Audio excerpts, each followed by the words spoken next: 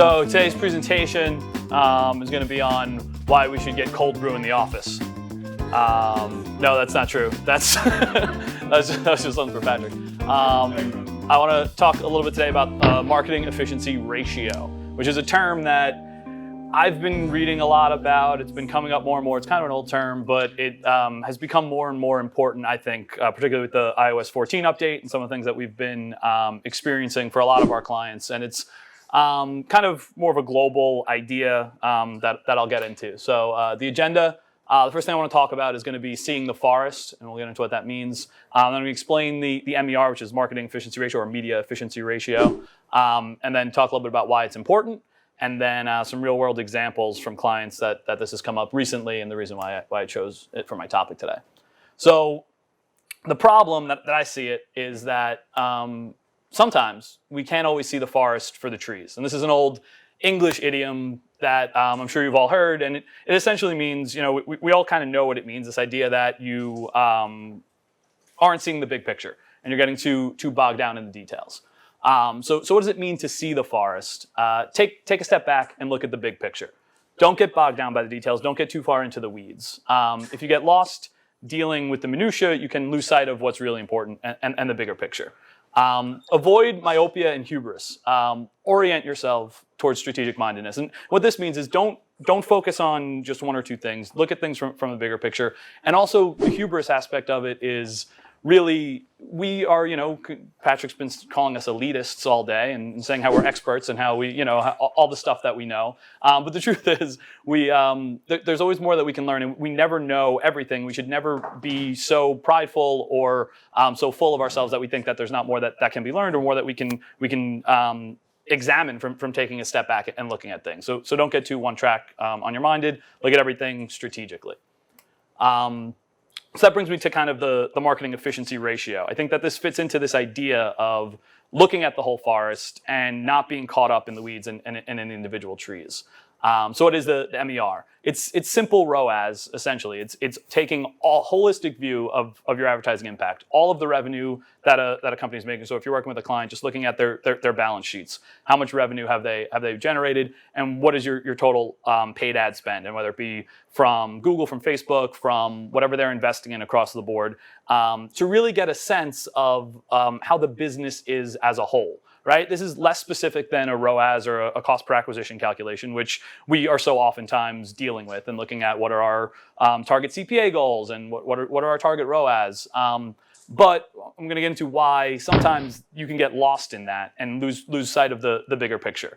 I feel that the marketing efficiency ratio should be the first thing that we calculate before we get into the weeds. We should look at, when we're working with a new client or even clients that we're working with now, take a look at how their overall business is going. It's kind of like a health check, right? And it can act as a foundation for in-depth analysis. You start out by saying, okay, how much money are we making? How much revenue is coming in and how much is going out? And are we in a position where we need to make minor tweaks? Are we in a position where we can really look for long-term strategy and plan for the future? Or are we losing money on every dollar that's being spent today and we need to do something drastic and make a change very quickly? So why is it important? Tell me if any of these scenarios sound familiar to you. A new client comes on board. We think that everything's fine. They're excited to sign with us. They're excited to get going. We have all these great ideas. We start developing these long-term strategies. We're excited about our new initiatives. We're going to plan out for 6, 12 months from now all the great places we're going to be and the great things we're going to do. But a few weeks in, the client's freaking out. They realize they're losing money on every dollar that's being spent. And we have been focusing so much on these long-term initiatives and making these myopic changes within the account and setting ourselves up for long-term success, but we never actually took the step back to say, where are we right now and what is the most important thing to do at this point? Another example would be a long-term client with plenty of historic data. They've been flourishing until the iOS 14 update, right? And this is something that I think we've seen a lot of. Now their acquisition metrics are through the roof on Facebook, so they cut spend in an effort to hit their CPA and ROAS targets. That's what we've been working with all along, right? We had very specific target CPAs, very specific ROAS that we were going after. Now all of a sudden our ROAS is high. Well, what are we going to do? We're reducing spend, we're cutting back, but actually that causes revenue to tank even more. And then sometimes these situations get described as an unmitigated disaster. But the truth is, that if we were taking a larger overall look at the picture, the iOS 14 update is hurting us. It's hurting us with the amount of data that we can see. It's hurting the performance of the accounts. But more importantly, it's hurting our decision making. Because if we're looking at things, incomplete data, and making decisions based off of that, then we're not seeing the whole picture. We're too much in the weeds, and we're missing out on the forest.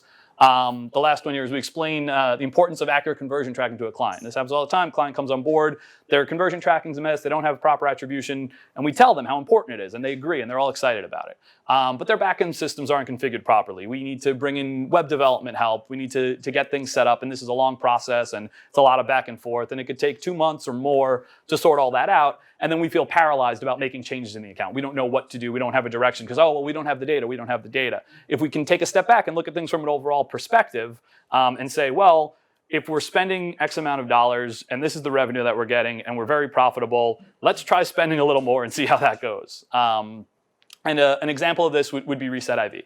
So Reset IV is a client. They've been a client for over 3 years now. They essentially have never had proper attribution. They've never had proper conversion tracking for a number of reasons. We've brought in developers. We've tried to get this sorted out. And that's important. Getting the attribution is important. I don't want to lose that. But even in the absence of that, we've still been able to be successful with them.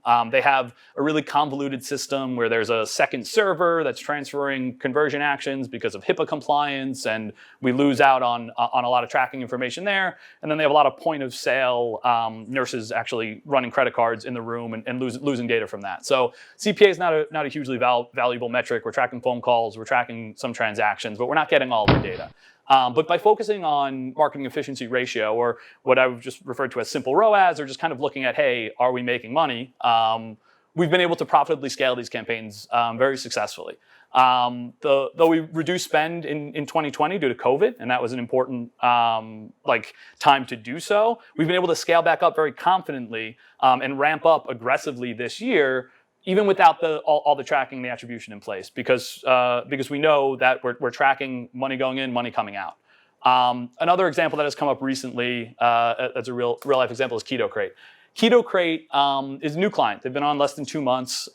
We've been working with them, and they came on board, and we thought everything was good. They were happy with their performance. They were looking to scale. The client that brought us on, the CEO, was looking to take a step back and wanted us to just kind of take over and shepherd it. And we got really excited about long-term goals. We talked to them about building out like an educational platform where they can really educate people on keto diets and lifestyle and blog and content, and talk about all these long-term goals that we had.